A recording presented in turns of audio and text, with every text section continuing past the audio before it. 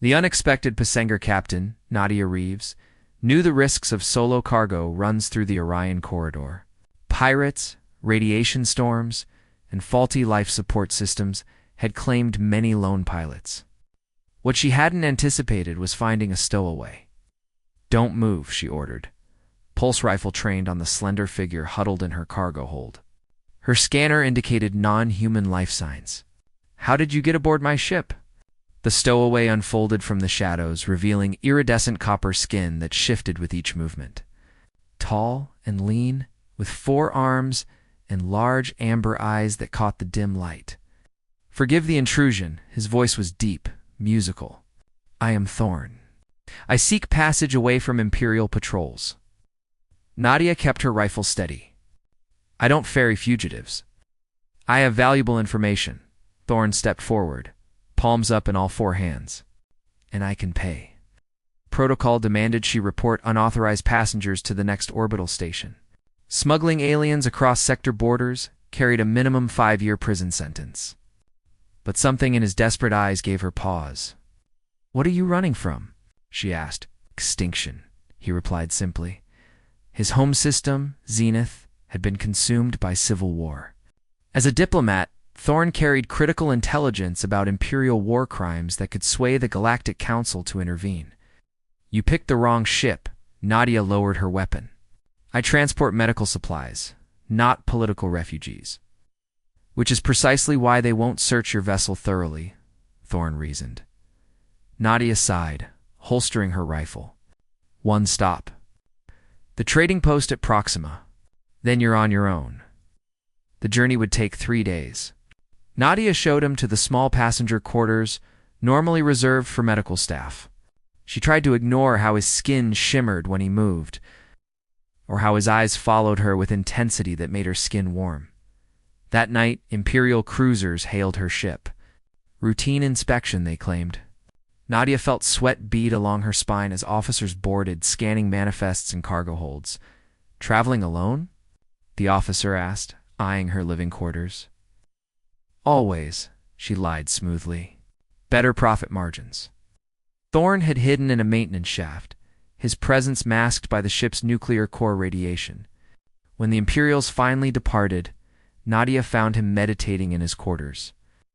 "They're looking specifically for you," she accused. "Yes," he admitted.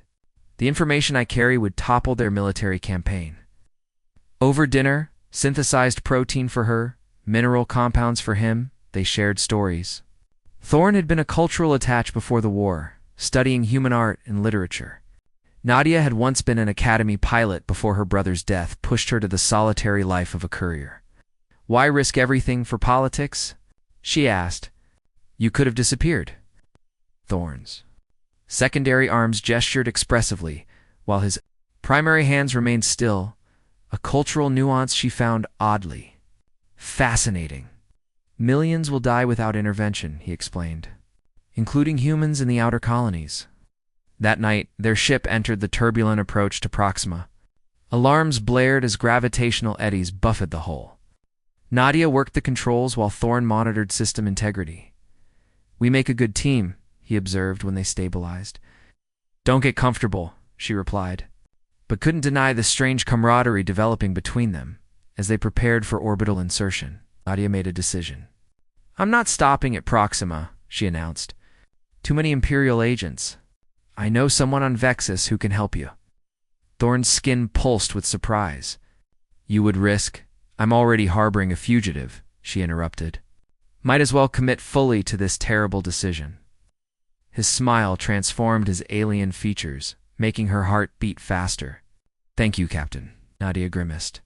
"Don't thank me yet. We still have to survive the storms of Proxima." Storms of Proxima System's infamous stellar flares painted the viewports crimson and gold as Nadia navigated through the turbulence. Ion storms disrupted navigational systems, forcing her to fly manually. "Can you handle the shield modulation?" she asked Thorn, who had proven surprisingly knowledgeable about spacecraft systems. "With pleasure," he replied, his 4 hands dancing across the engineering console with hypnotic precision. "Though I should warn you, I specialized in diplomatic protocols, not defensive systems." Just keep the radiation out, Nadia said.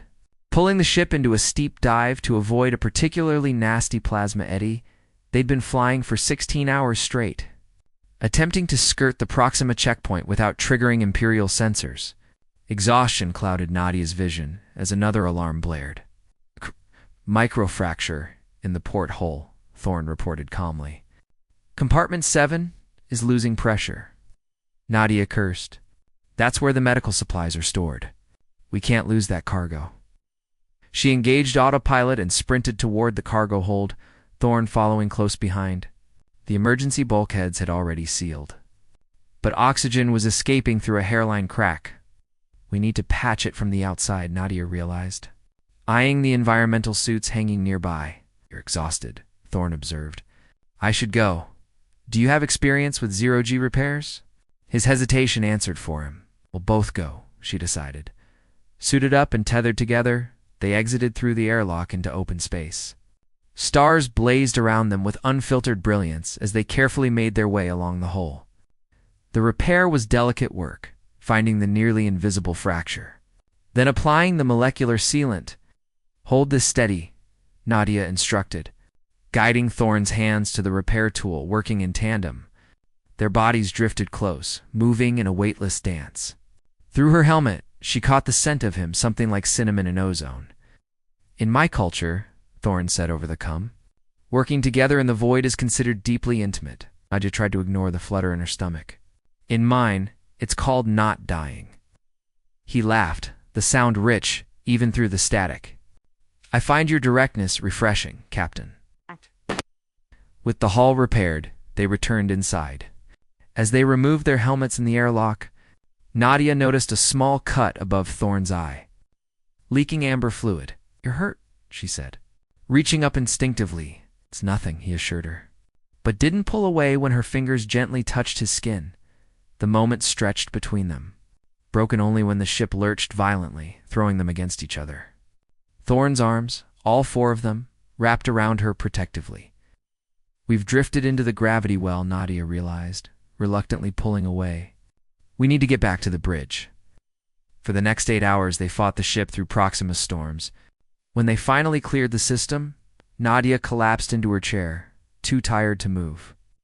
You should rest, Thorne said softly. I can monitor our course. Can't trust you, she murmured, eyes already closing. Might steal my ship. I would never deprive the universe of such a remarkable captain. It was the last thing she heard before sleep claimed her, when she awoke. They were on course for Vexus, and Thorne had prepared a meal for her. Something had changed between them, a trust born of shared danger. 3 days to Vexus, Thorne reported. What will we find there?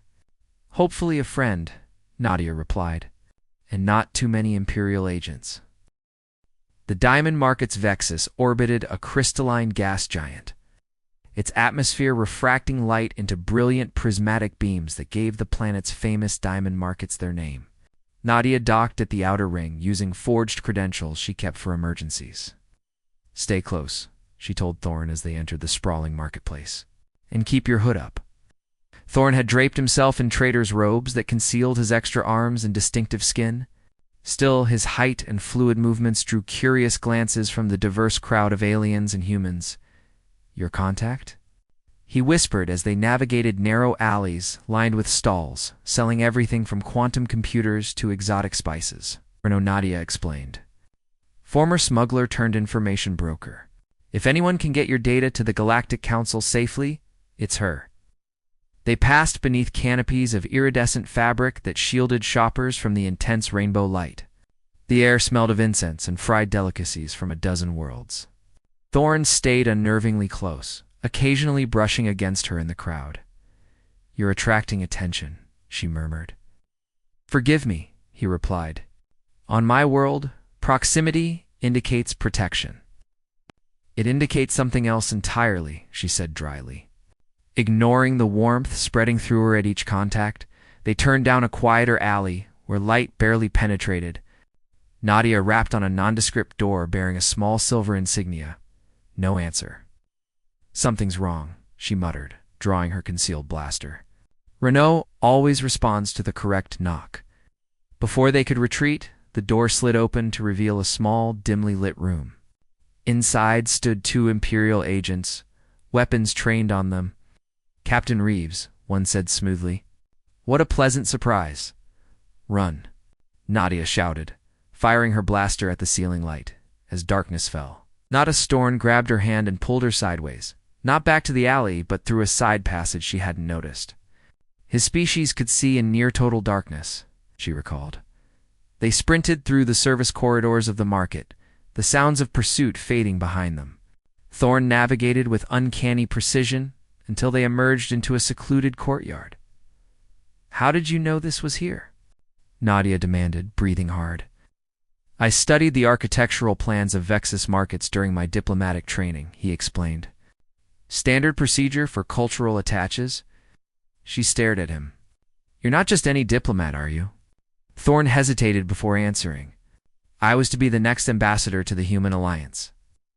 Their eyes met in the dappled light. Without thinking, Nadia reached up to touch his face, tracing the delicate ridges along his cheekbone. Thorn's skin rippled beneath her fingers, his amber eyes darkening. "We need to find another way off this planet," she said, reluctantly dropping her hand. "I know somewhere we can hide until then," Thorn replied, voice husky. They found refuge in an abandoned observatory at the market's edge. As night fell, the gas giant filled the dome above them with swirling colors. "Beautiful," Nadia whispered. Looking up, yes, Thorn agreed, but he was looking at her, under the shifting light. Their lips finally met, alien and human finding unexpected harmony in each other's arms. Sanctuary.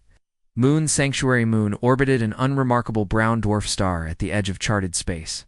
Its surface, blanketed in perpetual mist, concealed a colony of refugees and outcasts from across the galaxy. Nadia had never intended to bring Thorn here. "This place doesn't exist on any Imperial charts," she explained as they approached in a borrowed shuttle. "The colony survives on anonymity. How do you know of it?" Thorn asked, seated beside her at the controls. Nadia's hands tightened on the steering yoke. "My brother helped establish it before he died." Understanding flashed in Thorn's eyes. He placed one of his hands over hers, a gesture that had become familiar during their weeks together. They landed on a plateau, surrounded by bioluminescent fungal forests. Administrator Juno, a stern woman with cybernetic implants, greeted them cautiously. "You're walking a dangerous path, Nadia," she warned after hearing their story. "The Empire doesn't forgive those who interfere in their expansion. Will you help us transmit Thorn's evidence to the Council?" Nadia asked. "We have the equipment," Juno nodded. "But it will take time to establish secure channels. Days, perhaps a week." They were given a small dwelling on the colony's outskirts.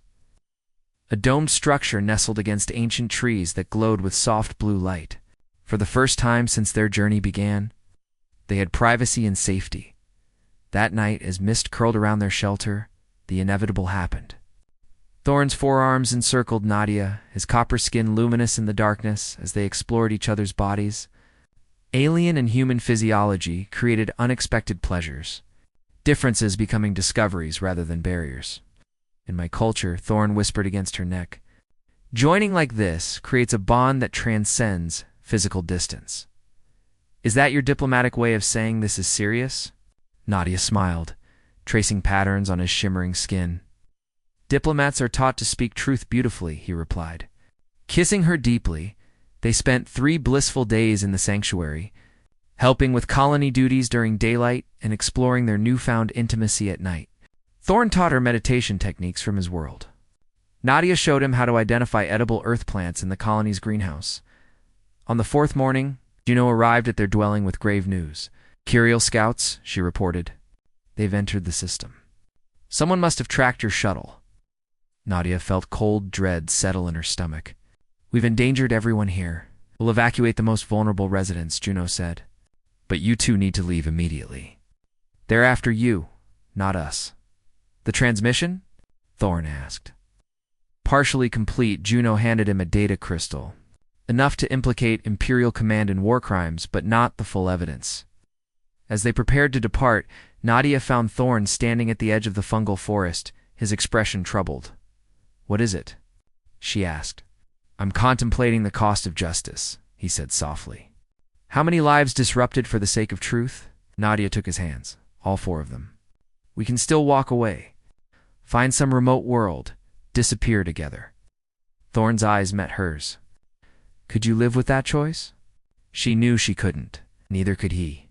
Their personal happiness couldn't come at the expense of millions. Then we finish this, she said resolutely.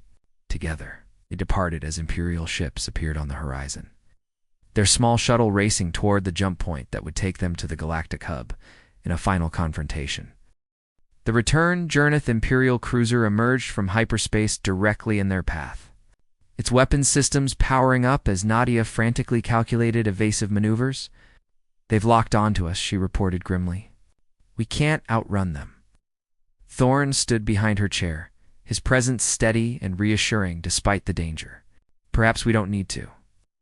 Over the weeks of their journey, running and hiding had become their default strategy. But as Thorn outlined his bold plan, Nadia realized they had been thinking too defensively. It's risky, she cautioned. All meaningful change is, he replied with a diplomat's wisdom. Instead of fleeing, they broadcast an open communication channel to the Imperial vessel.